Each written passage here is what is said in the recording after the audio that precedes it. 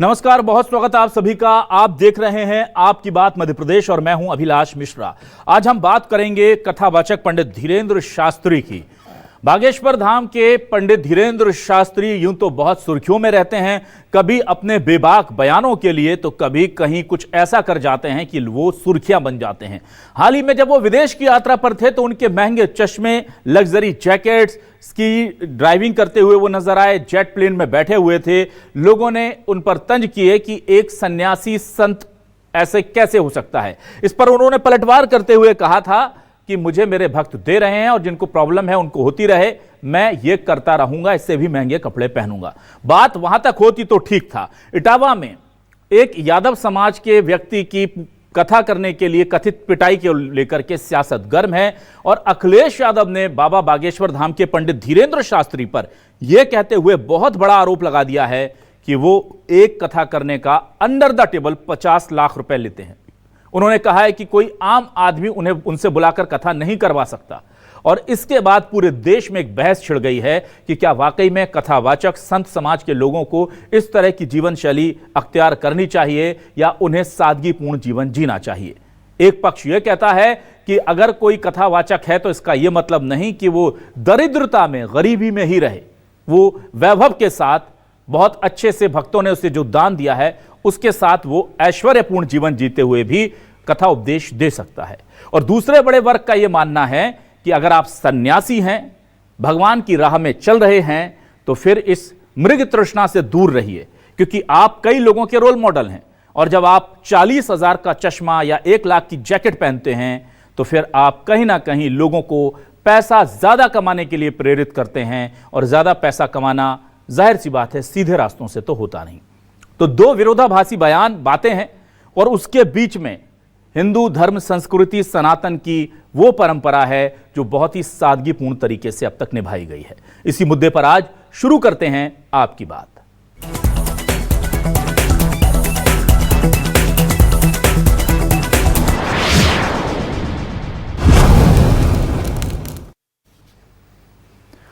आइए सबसे पहले सुनिए वो बयान जिसमें अखिलेश यादव ने सीधे तौर पर आरोप लगाया है। क्या कह रहे हैं वो पंडित धीरेन्द्र शास्त्री को लेकर, सुनिए जरा।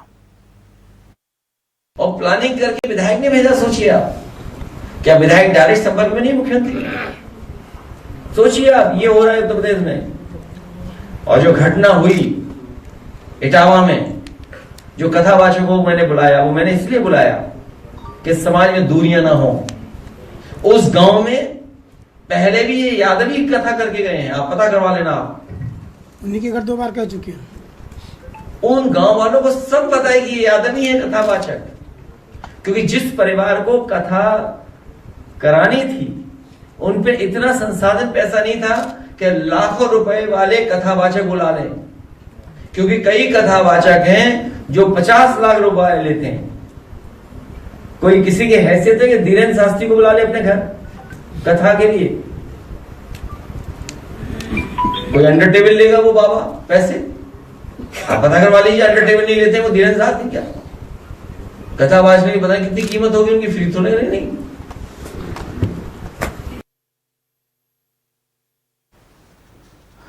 उधर इस पूरे मामले को लेकर धीरेन्द्र शास्त्री जो हैं वो जाहिर सी बात है फिलहाल अभी वो चुप्पी साधे हुए हैं। लेकिन जब उनके बाकी चीजों पर सवाल उठाए गए थे, कपड़ों पर और बाकी चीजों पर, उन्होंने क्या कहा था वो बयान भी आपको सुनाना चाहेंगे।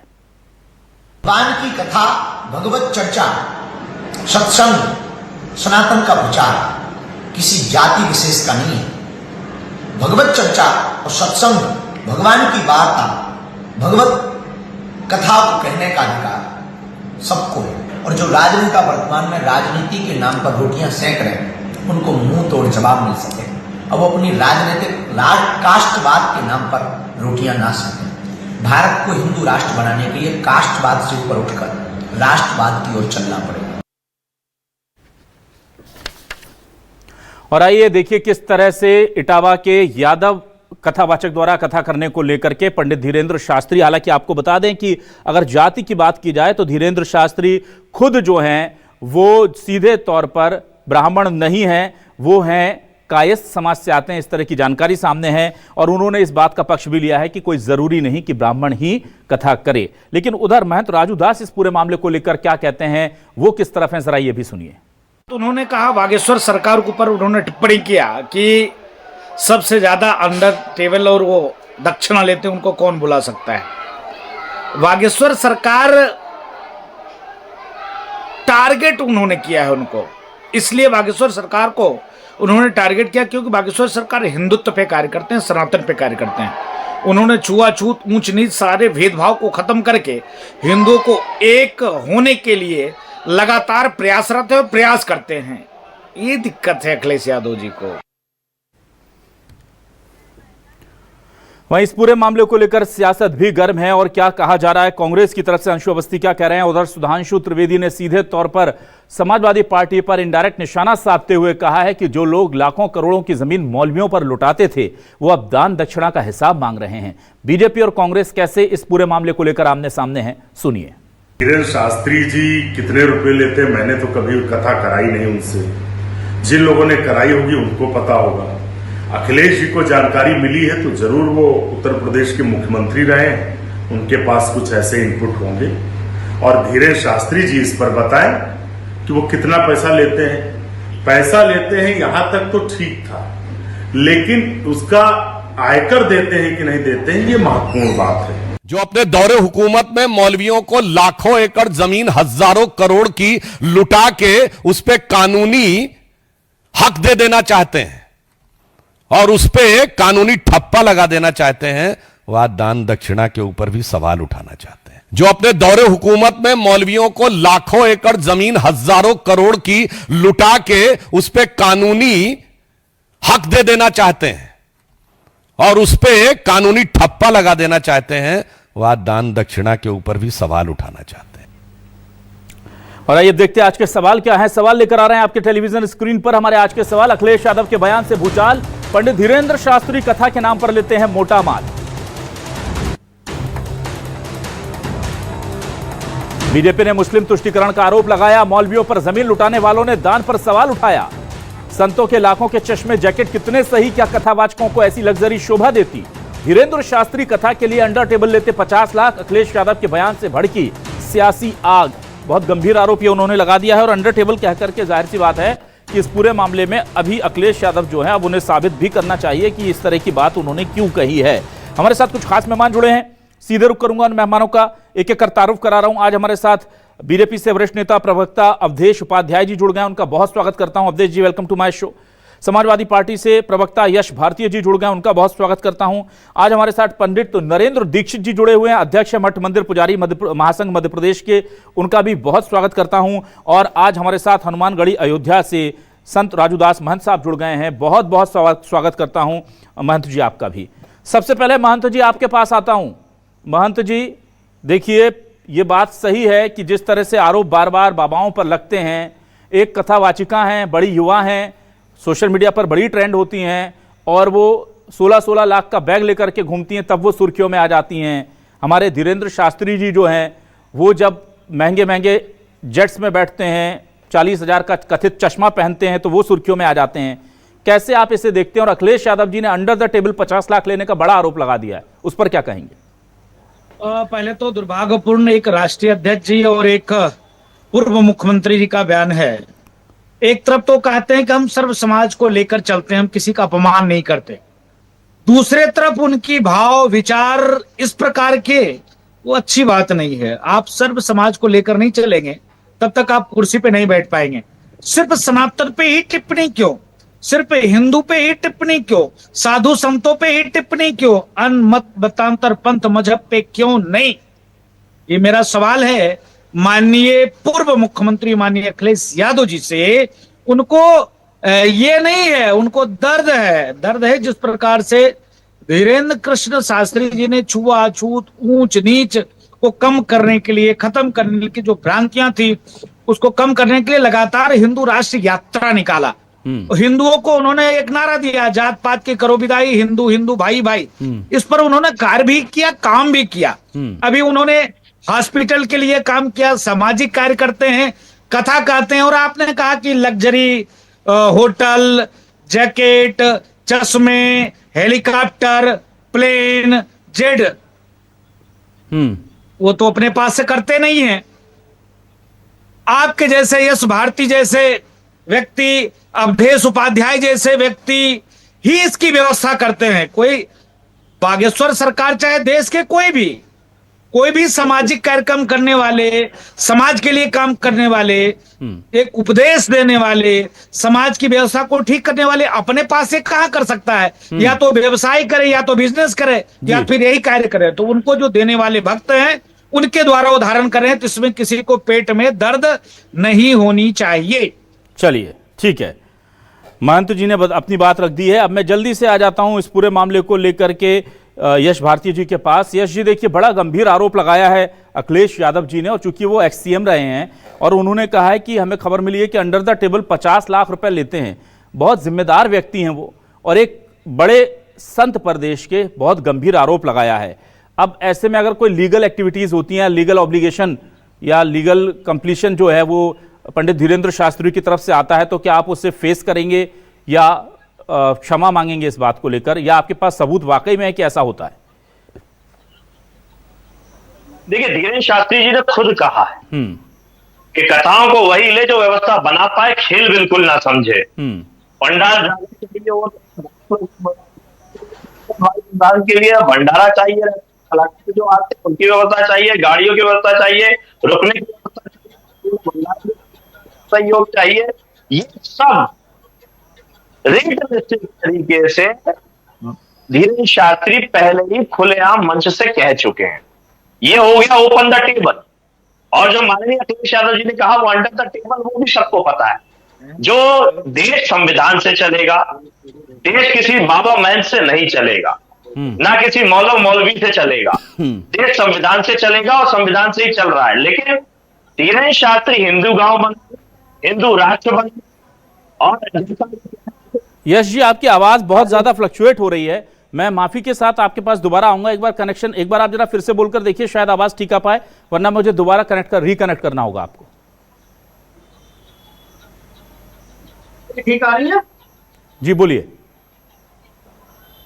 देखिए, जिस तरीके की बात हो रही थी कि धीरेन्द्र शास्त्री जो बात करते हैं, हिंदू गांव बनाएंगे, हिंदू राष्ट्र बनाएंगे, बुलडोजर संस्कृति का समर्थन करेंगे, एक महिला 20-20 बच्चे पैदा करे, ये बात कहेंगे, तो ये जो गैर जिम्मेदाराना बात करते हैं, क्योंकि धीरेन्द्र शास्त्री किसी भी तरीके से साधु संत नहीं है। ये बात सुबह से मैं टीवी डिबेट्स में और तमाम धर्म गुरुओं ने कही है। और मुझे अभी एक सज्जन ने यह भी बताया टीवी डिबेट के दौरान ही कि अगर कोई साधु संत बनता है तो अपना पिंडदान खुद कर देता है, मोह माया सब चीजें त्याग देता है। तो धीरेन्द्र शास्त्री ने तो ऐसा कुछ किया नहीं है। वो एक पर्ची और पर्चा वाले कथावाचक है, कथावाचक भी नहीं है, पर्ची खोल के बताने वाले हैं, क्योंकि कथा तो वो कुछ करते नहीं। अब सवाल होता है, प्रश्न कौन पूछ रहा है हमसे, आरोप कौन लगा रहा है? राजू दास जी। राजू दास जी कौन? जो शिवसेना के सदस्य रहे, जो अभी भारतीय जनता पार्टी के सदस्य हैं। तो पहले ये राजनीति कर ले या फिर अध्यात्म कर ले, आप दोगे। ये दोनों का जो मिश्रण कर रहे हैं, इसमें सारी समस्या है। या तो धर्म का प्रचार करिए या राजनीति करिए, दोनों का मिलन नहीं है। और जहां दोनों का मिलन होता है, सत्यानाश हो जाता है। ना राजनीति सुरक्षित रह पाती है, ना धर्म सुरक्षित रह पाता है। यही समस्या सबसे बड़ी भारतीय जनता पार्टी के साथ चल रही है, जो धीरेन्द्र शास्त्री को स्टार प्रचारक बनाकर के काम कर रहे हैं, हर जगह उनसे बुलवाना चाहते हैं। और मुझे तो लगता है अब अगला मुख्यमंत्री मध्य प्रदेश का धीरेन्द्र शास्त्री बनने वाले हैं। बनाए, स्वागत है, किसी को भी बनाए, बहुमत मिला हुआ है, उसका बहुमत का दुरुपयोग करे, सदुपयोग करे। ठीक है। लेकिन धीरेन्द्र शास्त्री फिलहाल जिस तरीके से क्षत्रियों पे उन्होंने कहा कि 20 बार क्षत्रियों का धरती से सर्वनाश हुआ, फिर भी क्षत्रिय कहां रह गए, और उसके बाद उन्होंने इस बयान के लिए माफी मांगी। ऐसे बड़बोले बयान तमाम बार दिए हैं धीरेन्द्र शास्त्री ने, और माफियां भी मांगी है। ठीक है। तो ये बड़बोले को अगर आप सम्मान दिलवाना चाहते हैं, हिंदू राष्ट्र, हिंदू गांव, बुलडोजर और संविधान की धज्जियां उड़ाने वाले लोगों को सम्मान दिलवाना चाहते हैं, तो ये बड़ा देश के लिए दुर्भाग्य हो गया कि देश संविधान खत्म करने वाले लोग समर्थन कर रहे हैं। ठीक है, ठीक है। मैं जल्दी से नरेंद्र दीक्षित जी आपके पास आता हूं। नरेंद्र दीक्षित जी, देखिए, एक चीज तो बहुत स्पष्ट है कि जब कोई धर्मशास्त्र की या कथा वाचन करता है, इसकी शिक्षा देता है, तो उसका विचार आचार कैसा है बहुत ज्यादा इंपॉर्टेंट होता है। इसके लिए बाकायदा हमारे ऋषि मुनियों ने परंपराएं तय की हैं, कुछ सेट नॉर्म्स हैं कि उसके हिसाब से वो करे तो ही ठीक है।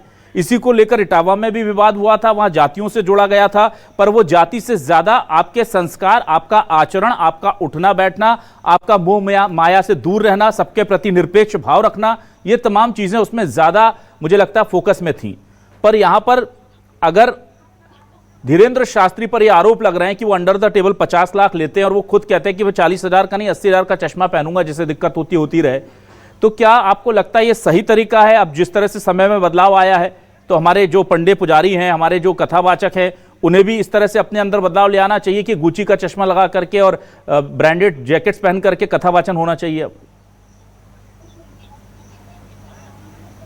जी बिल्कुल, मैं तो ये कहता हूं सनातन संस्कृति का प्रचार प्रसार करने का अधिकार सबको है, किंतु इसका मतलब ये नहीं है यदि आप थोड़े से हाईलाइट हो जाएं, आपका नाम प्रसिद्ध हो जाए, या बड़े बड़े राजनेता आपके मंच पर बैठ जाएं तो आप उतावलेपन में या जल्दबाजी में या बाहेबाही में उन मर्यादाओं का उल्लंघन करने लगे। मैं स्पष्ट तौर पर कहना चाहता हूं, बागेश्वर महाराज धीरेन्द्र कृष्ण शास्त्री जी की ये जो बात अखिलेश यादव जी ने आरोप लगाया है, अखिलेश यादव जी भी राजनीतिक हैं। पहली बात तो राजनीतिक व्यक्तियों को धर्माचार्यों पर उंगली उठाने का कोई अधिकार बनता नहीं है। ठीक है, यदि आप उंगली उठाते हैं सब धर्म के गुरुओं पर उठाएं आप, केवल सनातन को टारगेट करना और बार बार सनातन को अपमान करना ये सनातनी पद्धति नहीं है। चूंकि वो भी एक अच्छे और बड़े हिंदू हैं, मुख्यमंत्री रहे हैं, उनके पिताजी भी मुख्यमंत्री रहे हैं, तो यादव जी को ये समझना होगा। रही बात अखिलेश यादव जी ने कहा वो कथा के पैसा लेते हैं, तो आपने कह दिया, हमने चलो थोड़ी देर के लिए मान लिया, किंतु मैं संत पुजारी संघ मध्य प्रदेश का अध्यक्ष हूं और मध्य प्रदेश का अध्यक्ष होने के नाते आज तक मेरी नॉलेज में, मेरे संज्ञान में बात आई नहीं है। यदि हमारे संज्ञान में बात आएगी तो निस्संदेह संत पुजारी समाज उनके साथ संज्ञान लेकर बात करेगा, क्योंकि धर्म जो है धारण करने की चीज है, धर्म व्यापार करने की चीज कतई नहीं है। हाँ, किंतु हमने कुछ कार्य उनके सुने हैं, जन सेवा के भी कार्य कर रहे हैं, शिक्षा में, स्वास्थ्य में, गरीब कन्याओं के विवाह में अनेक कार्य उनके अच्छे चल रहे हैं। यदि आप एक बुराई कर रहे हैं तो कुछ उनके कार्यों का भी आंकलन कर लेते। इससे अखिलेश यादव जी का कोई फायदा होने वाला है नहीं है। उनके साथ यदि लाखों करोड़ लोग जुड़े हुए हैं, उनके अनुयायी उत्तर प्रदेश में भी रहते हैं, आप क्यों अपने पैरों पर कुल्हाड़ी मार रहे हैं? आप बढ़िया भक्ति करिए, आप यादव जी हैं, कृष्ण जी की भक्ति करें, राम की भक्ति करें, आपको भक्ति करने से कौन रोकता है? किंतु एक धर्म को टारगेट कर आप अपने पैरों पर कुल्हाड़ी मार रहे हैं। मैं सब राजनेताओं से कहना चाहता हूं, सनातन को टारगेट करना बंद करो। सनातन धर्म की जो वैदिक ऋचाएं हैं, वैदिक विधान है, वैदिक गुरुकुल की पद्धति है, उन पद्धतियों के हिसाब से चलो और कथा उन्हीं से कराओ जिनको वेद शास्त्रों का अध्ययन है, जिनको ज्ञान है, जो मर्यादा में रहकर कथा करते हैं, उनसे कथा कराएं। बागेश्वर बाबा ने नहीं कहा मुझसे तुम कथा कराओ, उनने कब अखिलेश यादव जी को फोन करके बोला? यदि बोला है तो फोन टेप करो, प्रमाण दो पहले। आप बगैर प्रमाण के कैसे बात कर रहे हैं वो? ठीक है, अवधेश जी आपके पास आता हूं। अवधेश जी, सुधांशु त्रिवेदी जी को मैं सुन रहा था, वो सीधे तौर पर समाजवादी पार्टी पर बड़े मुखर थे और कह रहे थे जिन्होंने मौलवियों के नाम पर लाखों करोड़ों की जमीनें कुर्बान कर दी, अब वो हमारे पंडितों की दान दक्षिणाओं का हिसाब मांग रहे हैं। क्या कहेंगे इस पूरे बयान को लेकर? अखिलेश यादव जी का यह बयान बहुत ज्यादा बड़ा है और इसे लेकर बीजेपी का स्टैंड क्या है? देखिए अवधेश भाई, बिल्कुल जो आदरणीय राष्ट्रीय प्रवक्ता है सुधांशु जी, उन्होंने बहुत अच्छी बात कही। मैं उन्हीं की बात को आगे बढ़ाते हुए एक बात जरूर कहना चाहूंगा। आज जो ये धर्म की बात कर रहे हैं, जो पंडित धीरेन्द्र शास्त्री पर जो उंगली उठा रहे हैं, ये पंडित धीरेन्द्र शास्त्री पर उंगली नहीं उठा रहे अखिलेश यादव। ये सच में जो देश के 100 करोड़ 120 करोड़ जो हिंदू हैं उनके ऊपर उंगली उठा रहे हैं अखिलेश यादव, सीधे सीधे। ये कोई पंडित धीरेन्द्र शास्त्री जी को टारगेट नहीं किया जा रहा है, ये सनातन धर्म को टारगेट किया जा रहा है। यदि इनसे पूछा जाए, अभी मेरे भाई कह रहे थे यश भारती जी के धर्म की राजनीति चल रही है, धर्म की राजनीति कर रहे हैं। अरे यश भारती जी, आप मुझे एक बात बताइए, जब समाजवादी पार्टी की सरकार थी उत्तर प्रदेश में, 100 करोड़ रुपए खर्च करके हज हाउस बनाया गया था, वो पैसा उत्तर प्रदेश की जनता की गाड़ी कमाई का टैक्स का पैसा था। ठीक है, वो तो आपने दान में दे दिया 100 करोड़ रुपए, 1 करोड़ नहीं 100 करोड़ रुपए। ठीक है, उसके बाद इलीगल मदरसों को परमिशन किसने दी? अखिलेश यादव की सरकार ने। वो दान का हिसाब कौन देगा? उस दान का हिसाब भी दीजिए अखिलेश यादव जी। जो आपने 100 करोड़ रुपए का हज हाउस बनाया गाजियाबाद में, उसका हिसाब भी आप दीजिए। आप एक धर्म को टारगेट कर रहे हैं, ये सब समझ रहे हैं अच्छी तरह से। और एक बात मैं और बताऊं, जिसके लिए ये आवाज उठी इटावा से, उसका महिमा मंडन करने के लिए सारी बातें हो रही। ठीक है, और कुछ नहीं हो रहा है। मैं ये कहना चाह रहा हूँ आपके के माध्यम से, ये जो एक टारगेट कर रहे हैं एक धर्म को, अरे भाई जैसे अभी सभी हमारे पूज्य संत बैठे हैं, उन्होंने बहुत अच्छी बात कही। देखिए, सनातन का प्रचार कोई भी कर सकता है, किसी को भी कोई दिक्कत नहीं है, लेकिन कम से कम अपनी आईडी तो मत छिपाइए। आधार कार्ड में नाम तो अच्छा होना चाहिए आपका। हमारे महंत राजू दास जी है, मेरे ख्याल से पूरा देश नहीं विदेशों में भी इनका नाम है, कहाँ राजू संत जी महाराज है, अब आप नाम छुपाकर, धर्म छुपाकर आप कथा करने जा रहे हैं कहीं, तो कहीं ना कहीं तो आप समाज को, मतलब एक जाति की बात नहीं कर रहा, पूरे ठीक। समाज को ही गुमराह कर रहे हो कहीं बैठकर आप। ठीक है। ऊपर से अखिलेश यादव उनका समर्थन कर रहे हैं, ठीक है। उनके लिए आप पंडित धीरेन्द्र शास्त्री नहीं उठा रहे, ठीक, जो देश के लिए खड़े हुए हैं, जो ठीक है। चाहते हैं कि हमारा हिंदू हिंदू राष्ट्र बने। ठीक है, अवधेश जातवाद को छोड़ो, अवधेश जी, हिंदुस्तान ठीक एक है। है, उसके लिए वो खड़े हुए हैं। अवधेश जी, ठीक शर्मनाक है। बात है। अवधेश जी, ठीक है। मैं आऊंगा आपके पास, यश जी आपके पास आ रहा हूं। पहले मैं जरा राजूदास महंत जी से सवाल ले लूं। राजूदास महंत जी, पिछले जवाब में आपने बहुत अच्छी दो बातें कही। एक तो यह कहा कि वो बहुत ज्यादा काम करते हैं, जनता की सेवा के करते हैं, बहुत अच्छे अस्पताल बनवाए, सब बनवाए, उनके इन कामों को भी याद किया जाना चाहिए। आपने कहा पंडित धीरेन्द्र शास्त्री ने बनवाए, बिल्कुल एक बहुत बड़ा कैंसर का हॉस्पिटल उन्होंने खोला है, खुद पीएम नरेंद्र मोदी ने आकर के वहां पर उस अस्पताल का उद्घाटन किया था। और बुंदेलखंड में कैंसर बहुत बड़ी समस्या है, मैं उस इलाके का हूं, मैं जानता हूं वहां पर कैंसर और उसका महंगा इलाज आम लोगों के बस का नहीं है, वो बहुत अच्छा काम हुआ है। फिर आप कह रहे हैं कि वो जो ब्रांडेड चीजें पहनते हैं या घूमते हैं, वो तो दान के पैसों पे जो उनके भक्त करते हैं। अब आप बताइए, आप ये चीजें ठीक हैं क्या कि अगर वो अस्पताल बनवा रहे हैं तो पंडित धीरेन्द्र शास्त्री बनवा रहे हैं, लेकिन अगर वो ब्रांडेड जैकेट पहन रहे हैं तो वो भक्त पहना रहे हैं, उनके पास तो पैसे नहीं है, आप एक तरफ कहते हैं। तो ये तो थोड़ा सा आपका भी ऐसा लगता है कि यहां पर आप थोड़ा सा गड़बड़ कर देते हैं। और एक संत का जीवन जो है, कहा जाता है कि दुनिया में इतने गरीब, इतने जरूरतमंद लोग हैं कि वो अपना सब कुछ भी न्यौछावर कर दे तो भी ना हो पाए। तो क्या उसे 40,000 का चश्मा पहनने से बेहतर नहीं है कि वो भक्त से कहे कि भाई 40,000 किसी कैंसर पीड़ित के लिए आप उधर दान कर दो। कई ऐसे बाबा लोग हमने देखे हैं। सियाराम बाबा आप जानते होंगे, जो अभी जिनका देहावसान हो गया, वो कोई आता था भक्त तो सिर्फ 10 रुपए लेते थे और कहते थे नर्मदा मैया की सेवा कर लो, जो करना है, मुझे पैसे नहीं चाहिए। तो ये जो माया का मोह है, ये जो ऐश्वर्य की लालसा है, ये संतत्व से दूर करती है। आप ही लोगों ने सिखाया महाराज, अब आप ही लोग भ्रमित कर रहे हैं, थोड़ा मार्गदर्शन करें। देखिए, पहले तो प्यारे राष्ट्रीय प्रवक्ता यश भारती जी ने आरोप लगाए कि बाबा नहीं है, न राजूदास बाबा है, न धीरेन्द्र शास्त्री बाबा हैं। मैं निवेदन पूर्वक कहना चाहूंगा कि आपकी सर्टिफिकेट की हमको जरूरत नहीं है। समाज में हम क्या करते हैं, किस संस्थान से जुड़े हैं, किस गुरु के चेले हैं, किस अखाड़े से जुड़े हुए हैं, कहाँ क्या कार्य करते हैं, वो अखाड़ा और गुरुद्वारा सर्टिफिकेट देता है। आपके सर्टिफिकेट देने और ना देने से कोई फर्क नहीं पड़ता है। दूसरी बात, आपने जो पूछा, एक तरफ तो आप कह रहे हो कि वो हॉस्पिटल बना रहे हैं, एक तरफ कन्या निर्धन निरीह कन्या की विवाह भी करा रहे हैं, दूसरे तरफ आप ये बता रहे हो कि महंगे महंगे कपड़े पहन रहे हैं, चश्मे पहन रहे हैं, प्लेन से चल रहे हैं। तो कहने का भाव ये है, मतलब यही है कि कभी आप उनके कार्यक्रमों में आकर देखिए, ऐसे ऐसे भक्त, मैं एक कार्यक्रम में गया था उनके, ऐसे ऐसे उनके भक्त जिद करते हैं कि नहीं गुरुजी ये आपको पहनना ही है, तो वो मजबूरी में पहनते होंगे, लेकिन ऐसा करना नहीं चाहिए। नंबर 3, जिस प्रकार से वो सामाजिक कार्य कर रहे हैं, जिस प्रकार से अभी सपा के राष्ट्रीय प्रवक्ता ने कहा कि ये नहीं चलेगा, हिंदू गांव, हिंदू राष्ट्र, हिंदू राष्ट्र, हिंदू गांव से आपको क्यों पेट में दर्द हो रहा है?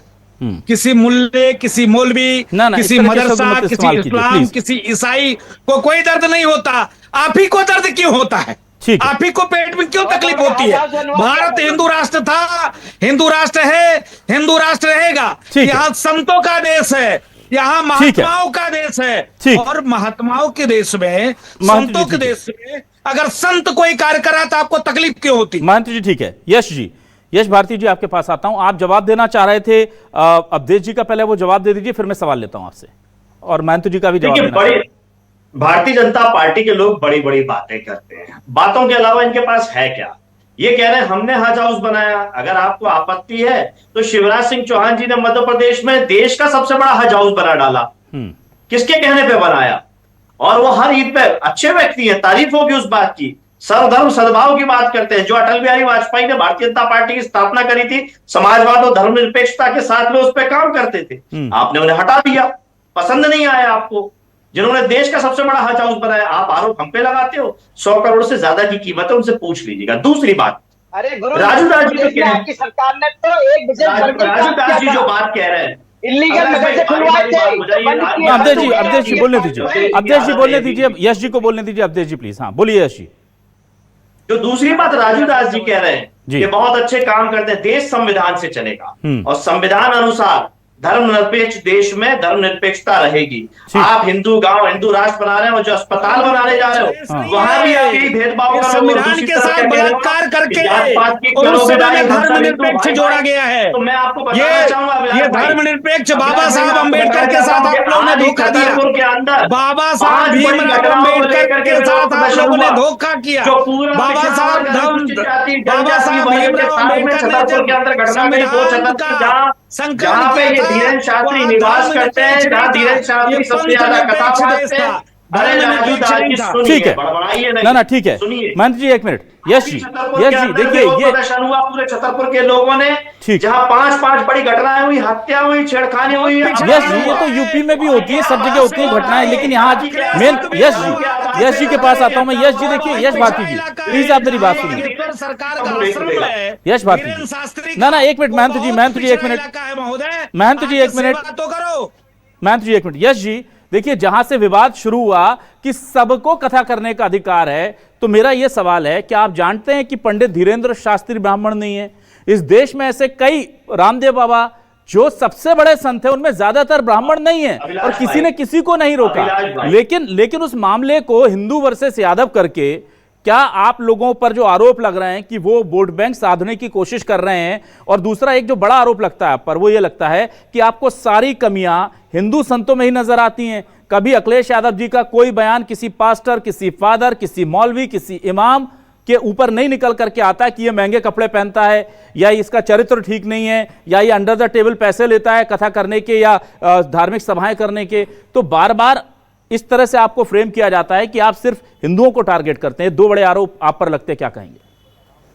अभिलाष जी, पहली तो बड़ी सीधी सी बात है, आपने जो बाइट दिखाई थी माननीय अखिलेश यादव जी की, स्पष्ट कहा। उन्होंने बताया कि मैंने उसका सम्मान क्यों किया। क्योंकि वो वहां ब्राह्मणों के गांव में बार बार जाते थे और कथा पहले भी कर चुके हैं, कहीं कोई बात नहीं थी। और सामाजिक द्वेष भावना ना फैले, जातीय भेदभाव ना फैले। उसमें जो लोग, जिन लोगों का अपमान हुआ, उसमें एक नेत्रहीन दलित भी था जिसकी ढोलक और हारमोनियम तक तोड़ दी। लेकिन क्योंकि यहाँ हमको टारगेट करना है, उनकी जाति यादव थी, तो हमें घेरने का काम किया। माननीय अखिलेश यादव जी ने डॉक्टर मोहन यादव जी से अपील करी, जिस समय वो बनारस में, जब ये घटना सोशल मीडिया पे तैर रही थी, उस समय बनारस के अंदर डॉक्टर मोहन यादव जी थे, देश के गृह मंत्री अमित शाह जी थे। तो माननीय अखिलेश यादव जी ने अपील करी कि डॉक्टर मोहन यादव जी दोनों समुदायों को बुलाएं, बुला करके देश में संदेश दे, समझा करके संदेश दे, ताकि जातीय भेदभाव ना फैले। क्या भारतीय जनता पार्टी ने प्रयास किए? क्या डॉक्टर मोहन यादव जी ने प्रयास किए? लेकिन उल्टा हमारे ऊपर आरोप लगा रहे हैं कि हम जातिवाद कर रहे हैं। दलित को सम्मान देना, जिसका अपमान हुआ उसको सम्मान देना, जिसकी 16 साल की केश काट दी है, चोटी काट दी, शिखा काट दी, उसका सम्मान करना अपमान हो गया। उसमें जाति ढूंढने का काम, जाति खोजने का काम कौन लोग कर रहे हैं?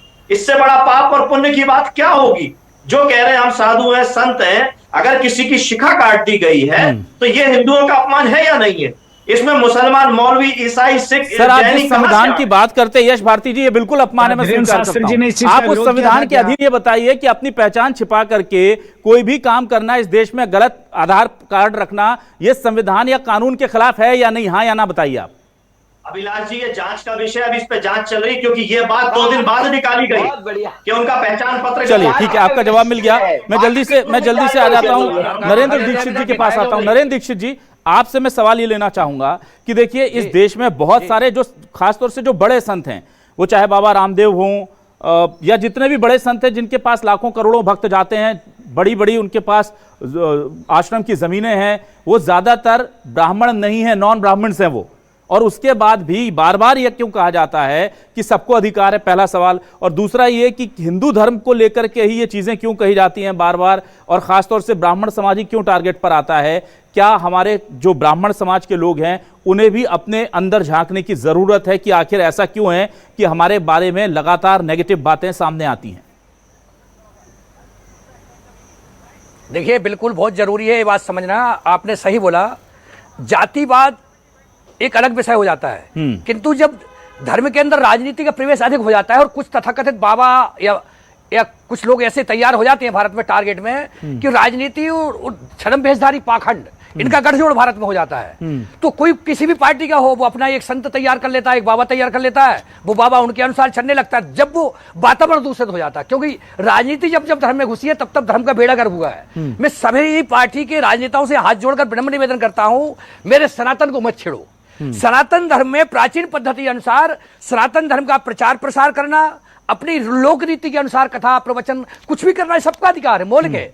किंतु एक प्राचीन विधा है, गुरुकुल में आप जाइए, 11 वर्ष गुरुजी के आश्रम में रहिए, विद्या अध्ययन करिए, चारों धर्म ग्रंथों का 16 जितने भी धर्म ग्रंथ है, 18 पुराण है, सभी का आप ग्रंथों का अध्ययन करिए, गुरुमुख हो जाइए, संन्यास ग्रहण करिए। उसके बाद गुरुमुख होकर गुरु आपको नाम देंगे, गुरु आपको आदेश देंगे कि बेटा अब तुम्हारा नाम वो नाम नहीं रहा जो आपका पिता था। वो सब कुछ चेंज हो जाता है जब आप सन्यासी हो जाते हैं। सन्यासी होने के बाद शास्त्रों की रीति नीति अनुसार आप चलें, मर्यादाओं का पालन करें, तब आपको कथा करने का अधिकार है। आपकी जात जब खत्म हो सकती है जब आप पूर्ण रूप से समाज के सेवक बन जाएं। अवधेश जी के पास आऊंगा, समय खत्म हो रहा है। हिसाब से राजनीतिक बातें आप मंचों पर करेंगे तो राजनीति दूषित वातावरण करेगी, इसमें कहीं भी संदेह नहीं है। अवधेश जी बताइए कि इस तरह के मामले भारत में तपस्वी संतों की, ब्राह्मणों की कमी नहीं है, किंतु कोई एक ही बाबा उनको पसंद क्यों होता है? मध्य प्रदेश में तपस्वी बाबाओं की कमी है, तपस्वी पंडितों की कमी है। मैं भी सेवक रहा हूं, मैं भी नंगे पैर जीवन 25-30 साल। ठीक है पंडित जी, मैंने भी भूख हड़ताल की है, मैंने भी हटयोग किया है, मेरे यहाँ भी अर्जी लगती है, अर्जी वाले हनुमान जी हैं। ठीक है पंडित जी, बस समय खत्म हो गया, माफी चाहूंगा। एक ही बाबा को नेता पकड़ते हैं, नेता अपने अनुसार धर्म को चला रहे हैं। मेरी आवाज नेताओं को सुधर जाना चाहिए। पंडित जी आप मुझे सुन पा रहे हैं? नहीं सुन पा रहे हैं पंडित जी, मुझे लग रहा है। ठीक है, पंडित जी का ऑडियो डाउन करेंगे शायद, क्योंकि बहुत कम समय बचा। अवधेश जी को भी मुझे फाइनल कमेंट के लिए उनको कनेक्ट करना है। अवधेश जी, मैं आपसे यह जानना चाहूंगा कि क्या इस पूरे मामले में, इस पूरी सियासत में मामले में सियासत हावी है, या वाकई में हिंदू धर्म के अंदर कुछ चीजें हैं जिस पर हमें पुनर्विचार करना चाहिए और हमें देखना चाहिए कि अगर ऐसी गड़बड़ियां हो रही तो क्यों हो रही? भाई, अगर वो व्यक्ति पूजा करता था तो कोई डर होगा, तभी तो नकली आधार बना करके ले जाता था ना। वो डर क्यों है? जब एक बाबा यहां कथा करके या पर्चा निकाल करके करोड़ों कमा सकता है, तो एक गरीब यादव कथा करके अपना जीवन क्यों नहीं पाल सकता है? तो समाज में भी हमको ये दिक्कतें तो हम छुपा नहीं सकते ना। ये तो दिक्कत है कि उसको डर क्यों है। जब एक रामदेव बाबा करोड़ों अरबों का साम्राज्य खड़ा कर सकते हैं योग गुरु और सनातन के नाम पर, तो एक गरीब यादव जाकर के कथा करके अपना परिवार का पेट पाल रहा है, तो उसमें दिक्कत क्या है? उसको नाम क्यों छुपाना पड़ रहा है? बिल्कुल बिल्कुल अभिलाष जी, बिल्कुल बहुत अच्छी बात कही आपने। देखिए, इसमें कोई दिक्कत नहीं, सभी धर्म जाति पंथ के लोग ईश्वर की अपनी प्रार्थना कर सकते हैं अपने अपने हिसाब से। जिस धर्म में वो रहते हैं वो अपनी प्रार्थना अपने हिसाब से कर सकते हैं, अपनी प्रे कर सकते हैं, इसमें कोई दिक्कत नहीं है। लेकिन दिक्कत जब होती है अभिलाष जी, जब कोई व्यक्ति नाम बदलकर कोई काम कर रहा है, ठीक है, आईडी बदलकर कोई काम कर रहा है। अरे आप तो भगवान का भजन कर रहे हो, आप किससे डर रहे हो? वही सवाल तो पूछ रहे हैं, बदल रहे हो, डुप्लीकेट आधार कार्ड क्यों रखे हुए? क्यों जरूरत पड़ी है? कोई नहीं बोलेगा। लेकिन हाँ, जो पंडित धीरेन्द्र शास्त्री जी, जो सही नाम है, नाम जी ने आपसे सवाल वही पूछा कि ना ठीक है, ठीक है, सवाल खड़ा ठीक है, समय खत्म हो गया है। देखिए, समय खत्म हो गया, माफी चाहूंगा। देखिए, यहाँ पर ये बात बिल्कुल सही है कि हिंदू धर्म में ना, ठीक है, ये पाखंड और सनातन में जो टकराव है, यही एक बड़ी वजह है। और ये बात बिल्कुल सही है कि हिंदू धर्म में जाति के नाम पर किसी को कहीं कोई बंदिश नहीं है। हम तुलसीदास जी को पूजते आए हैं, हर घर में तुलसीदास की रामायण और चौपाइयां गाई जाती हैं, पूरी श्रद्धा निष्ठा से गाई जाती हैं, उसमें गोस्वामी तुलसीदास जी का नाम लिया जाता है, तमाम चीजें हैं। लेकिन सवाल यह है कि अब अगर कोई यादव पूजा करने जा रहा है तो उसे नाम छुपाकर जाना पड़ रहा है। ये एक मानसिकता का परिचायक है। वो जा रहा है, वो गलत है, इसमें कहीं कोई गुरेज नहीं। इसको समाजवादी पार्टी स्वीकारे या नहीं, अगर वो नाम छिपाकर जा रहा है तो ये गलत है। लेकिन वो नाम छुपाकर जाने को मजबूर है। उसे लगता है कि अगर मैं ब्राह्मण बनकर नहीं गया तो कथा नहीं कर सकता, ये भी उतना ही गलत है। और आप देखिए, इस देश के तमाम बड़े बड़े गुरु हैं जिनकी करोड़ों अरबों की कथित तौर पर उनके ट्रस्ट की प्रॉपर्टी है, वो सब नॉन ब्राह्मण्स हैं। तो जब वो करोड़ों अरबों रुपए दान के तौर पर एकत्रित कर सकते हैं, महंगे महंगे चश्मे लगा सकते हैं, 1-2 करोड़ की गाड़ियों में घूम सकते हैं, तो फिर अगर कोई दूसरी जाति का व्यक्ति पूजा पाठ करना चाहे तो वो कर सकता है, बशर्ते वो नाम भी ना छिपाए। और दूसरा ये कि संस्कृति सनातन की परंपरा के अनुसार काम करे। ये नहीं कि घर से उठा के चले, झोला डाला, कुर्ता बदला और कथा करने बैठ गए, उसका भी उन्हें ध्यान रखना चाहिए। बहुत शुक्रिया अवधेश उपाध्याय जी, यश भारतीय जी, पंडित नरेंद्र दीक्षित जी और राजू दास जी हमारे साथ जुड़ने के लिए। तमाम दर्शकों का शुक्रिया। नमस्कार।